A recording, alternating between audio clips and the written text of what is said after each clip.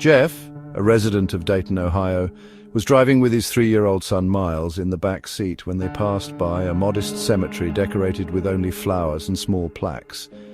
"It basically looks like a giant garden," Jeff explains on the podcast Monsters Among Us.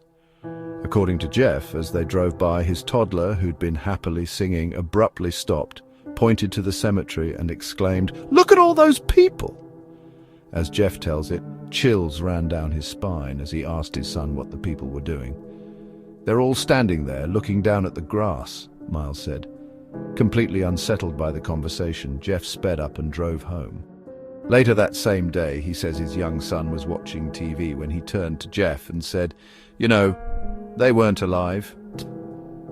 Thinking Miles was referring to the cartoon, Jeff asked what he meant. "Those people we saw, they were all paused," his son replied. "I don't know if my kid has the sixth sense," Jeff says, "or if he just has a wild imagination."